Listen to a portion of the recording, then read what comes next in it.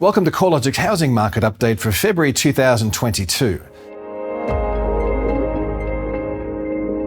CoreLogic's national measure of housing values rose by 1.1% in January, up 10 basis points from the December result when the national index was up 1%, but well down from the peak rate of 2.8% in March last year. 5 of the 8 capital cities recorded a modest uptick in the monthly rate of growth, including Melbourne, which had posted a slight decline in values over December.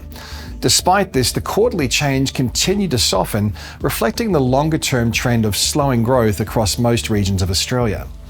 Housing stock is thinly traded during January, so it will be important to monitor the trend as transactional activity picks up to see if this softening trend persists into the first quarter of 2022.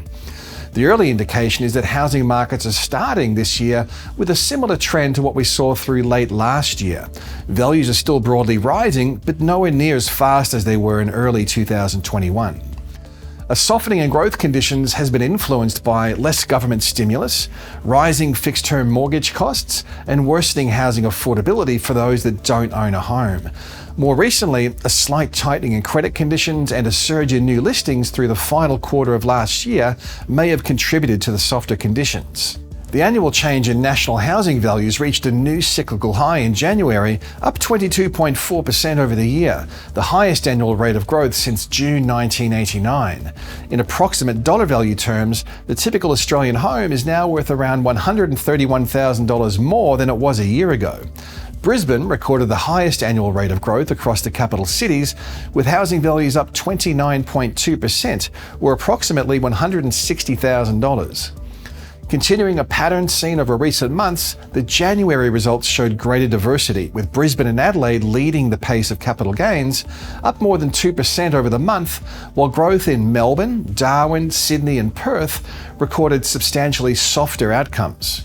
Regional markets have again recorded a substantially stronger result, with the combined regionals index up 1.8% over the month and 6.3% higher over the rolling quarter, more than double the pace of growth seen across the combined capital cities over the same time frame.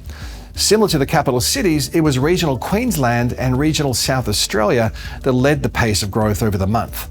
However, each of the broad rest of state regions recorded a monthly gain of at least 1.2%, demonstrating a depth of demand for regional housing. Regional Australia's outperformance relative to the capitals has been a feature through most of the cycle to date, driven by a combination of higher demand and lower levels of advertised supply. 3 of the 8 capital cities are now recording a median house value over the $1 million mark. Melbourne's median house value surpassed the $1 million mark for the first time in January, while Canberra recorded a median house value in excess of $1 million for the second consecutive month. In Sydney, the median house value is now approaching the $1.4 million mark. With house values continuing to rise faster than unit values, the difference between the national median house and unit value reached a new record high of 28.3% in January. A further widening of this gap may see demand gradually deflect towards the more affordable medium to high density sector of the market, or towards more affordable detached housing markets typically located around the outer suburbs of metro areas or regional locations. The trends in advertised supply levels go a long way towards explaining the performance of housing values. Melbourne and Sydney have both seen inventory levels normalising over recent months, taking some urgency out of the market as supply and demand become more evenly balanced. On the other hand, the situation in Adelaide and Brisbane, where advertised supply remains tight, is very different. Buyer competition amid low stock levels is a key factor supporting the upwards pressure on prices in these cities. Although January is typically the quietest month for home sales, activity across the country was up an estimated 15% compared to January last year, and almost 40% above the previous 5-year average. Demonstrating the strength of demand across regional Australia, the January estimate of home sales was 58% above the previous 5-year average, while sales activity across the capital cities was estimated to be 27% higher than average. Sydney housing values were 0.6% higher in January, up from the 0.3% rise recorded in December, making January the 3rd month in a row where housing values have increased by less than 1% month on month. A softening in the growth trend has been evident since April last year and can probably be attributed to a range of factors including thinly stretched affordability, a gradual rebalancing of advertised stock levels, and rising fixed-term mortgage rates. Houses are still recording a faster growth trend relative to units, although the performance gap has narrowed somewhat over the past 6 months. The slowing in value appreciation is being led by the more expensive end of the market, where at the peak of the growth cycle, housing values were rising at 12% per quarter, which has slowed to a more sustainable 1.7% over the 3 months ending January. Overall, the housing market was still moving out of the seasonal slowdown following the festive period, but early indicators are showing housing market conditions are starting the year similar to where they finished off in 2021.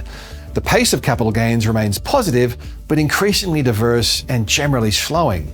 The trend in advertised listings will be an important factor for housing markets' performance in early 2022. In January, real estate agent activity across CoreLogic platforms was 22% higher than this time last year, suggesting the number of fresh listings could be higher over the coming month relative to previous years. While new listings are likely to trend higher early this year, it is uncertain whether demand will keep pace. There are a range of factors that could weigh on housing demand, including growing affordability constraints, tighter credit availability, rising interest rates, and potentially an increased level of caution amongst buyers wary of buying close to a market peak. If inventory levels rise and demand reduces, we should start to see vendors and buyers becoming more evenly balanced in the market, reducing the sense of urgency that's been a key factor in pushing up prices through the pandemic.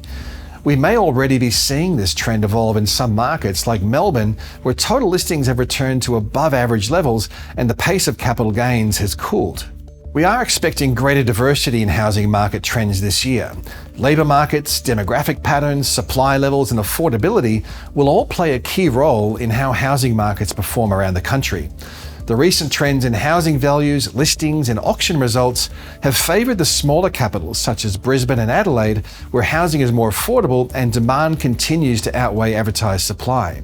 In a similar trend, regional areas within commuting distance of the major capitals and those that offer up a blend of affordability and livability are arguably well placed to outperform the broader market, although we are unlikely to see growth rates getting close to what was recorded in 2021. The trajectory of inflation and interest rates will be critical for housing markets. With higher than forecasted levels of inflation, along with tighter labour market conditions, the prospect for rate hikes later this year is gaining consensus. A higher cash rate presents a clear downside risk for housing values.